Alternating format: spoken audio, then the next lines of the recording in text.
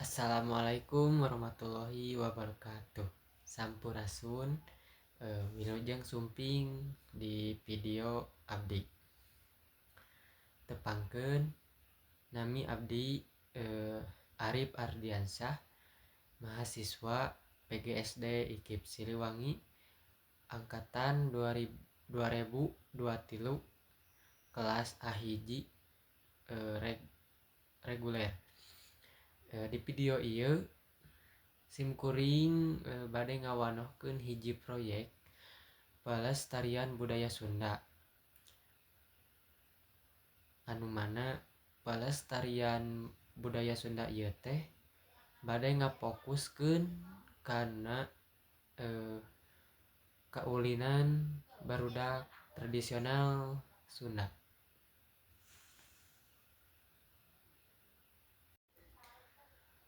Kaulinan barudak Sunda teh mangrupa bagian anu penting tina kabudayaan urang.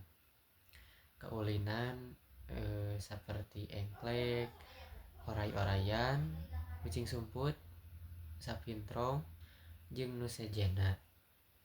Teu wungkul minangka hiburan, tapi oge neuneun nilai-nilai penting kawas gotong royong, sportivitas, jeung kasabaran. Di zaman kiwari loba barudak anu leuwih resepeun gadget tibatan kaulinan tradisional. Ieu janten ancaman pikeun kalangsungan budaya lokal urang.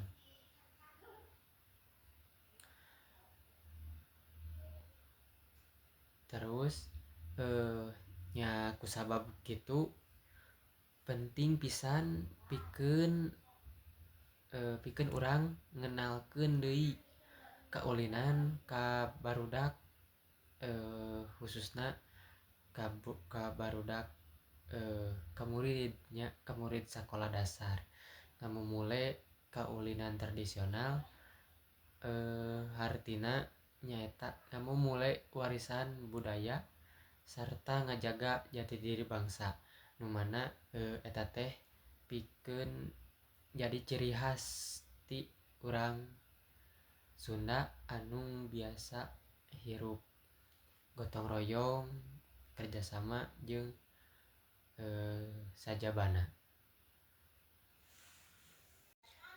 Abdi parantos ngalakukeun observasi di sabudeureun lingkungan. Ti hasil observasi kacida saeutikna barudak nu terang jeung resep ulin kana kaulinan tradisional. Rata-rata barudak ayeuna mah langkung milih kaulinan anu aya dinu HP sapertos game online. Nya wali kelas oge nyarios yen kaulinan tradisional jarang diintegrasikeun kana pembelajaran di.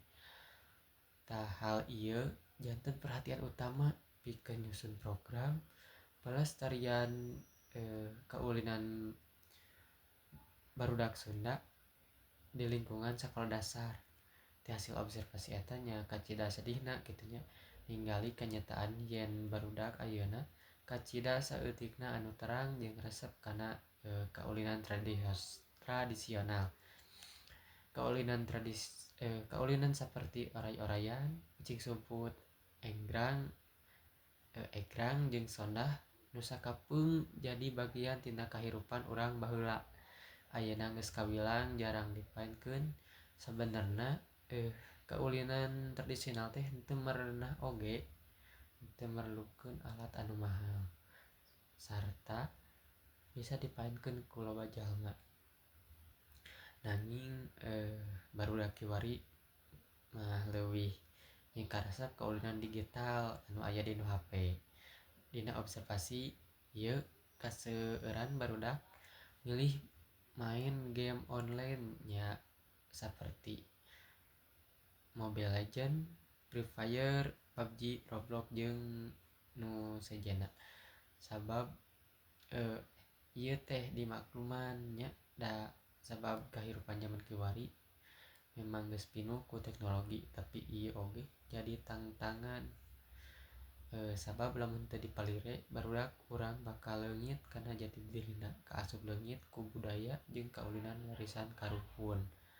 Padahal lamun dipalire leuwih jero, kaulinan tradisional teh nyimpen nilai-nilai pendidikan anu penting pisan.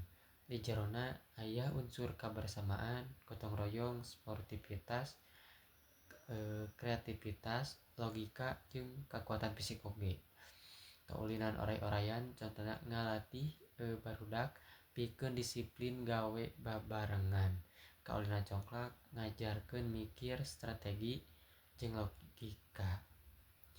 Ieu teh bisa sakuduna bisa ieu teh sakuduna bisa dijadikeun bagian tina pembelajaran utamana di pelajaran PJOK, seni budaya atawa dina kegiatan ekstrakuler. Kusabab kitu observasi ieu ngajantenkeun perhatian utama pikeun nyusun hiji program pelestarian kaulinan barudak Sunda. Program ieu diperlukeun pikeun ngajaga budaya urang supaya henteu leungit ku arus modernisasi. Ieu oge bagian tina usaha ngajarkeun barudak pikeun reueus kana jati diri jeung budaya sorangan. Simkuring dina observasi ieu nyandak hiji contoh kaulinan barudak nyaeta ucing sumput. Nu dimana ucing sumput itu nyaeta salah sahiji kaulinan barudak anu kaulinan budaya Sunda oge kitu nya, nu mana tos jarang nu di ulinkeun ku barudak Sunda kitu nya. Dina kaulinan ieu aya sababaraha cara nya atau aturan anu biasa jadi bahwa kaulinan barudak ieu teh nyaeta ucing sumput ya. Kudu kumaha gitu cara-carana. Nyaeta kudu aya maksimal mah nya seueur jalmi nya atau seueur anak-anak gitu. Mung kutiluan oge nya atos tiasa dijadikeun kaulinan ieu teh tos bisa dipaenkeun. Nyaeta ku cara anu hiji mah mempeun bari ngitung kanu malih kanu tembok. Terus anu budak anu duana nyaeta nyumput gitu. Tah bagian anu ngitung teh nyaeta kudu neangan budak dua tadi anu nyumput. Teras nya nu nyumput eta kudu tiasa nyumput anu dinu sesah kependak gitu. Tapi ulah nyumputnya mun nu licik mah nya sok nyumput di bumi gitu. Tapi pami ieu mah nya ngajarkeun urang jujur gitu deh. Ucing sumput teh kudu nyumput di mana mun kapanggih nya tos meureun ka panggih gitu.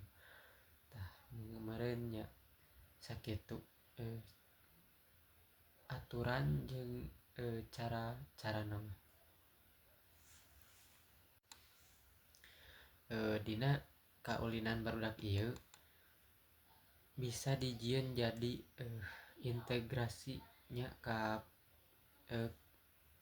pelajaran atau pembelajaran anu mana bahwa misalkeun engklek nya bisa diintegrasikeun kana pelajaran matematika nyata diajar ngitung lengkah ucing sumput kanu bisa wae kanu matematika sareng PKN. Matematika nyata anu ucing ngitung, lamun anu nyumputna kanu PKN nyata ulah ngabohong, berarti nya kudu jujur gitu ya. Terus karena pelajaran bahasa Sunda bisa dijadikannya integrasi karena pelajaran Sunda, bisa dijieun carita pondok nu mana barudak nyaritakeun pengalamanna dina ngalakukeun atau mainkeun kaulinan barudak budaya Sunda ieu. Tah meureun sakitu. Hareupan abdi nyaeta bahwa kegiatan ieu bisa nyadarkeun yen budaya Sunda teh kacida pentingna pikeun dijaga ku generasi ayeuna. Kaulinan tradisional teu saukur main, tapi oge alat pikeun nyebarkeun nilai budaya sosial jeung pendidikan. Simkuring mihareup sakola-sakola bisa nyayogikeun ruang pikeun kaulinan tradisional dina KBM sapopoe, seperti di pelajaran PJOK tematik atau ekstrakurikulerna.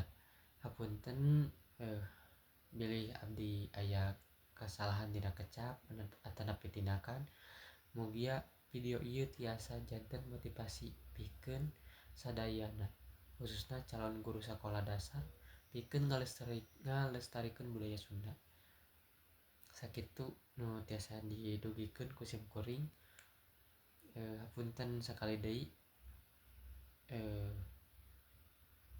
tong hilap nyata like, subscribe, share dan tulis kolom dan tulis komentar pikeun dukung pelestarian budaya Sunda. Simkuring akhiri ku salam. Budaya sampurasun ieu teh pikeun urang budaya Sunda jeung masa depan urang. Wassalamualaikum warahmatullahi wabarakatuh.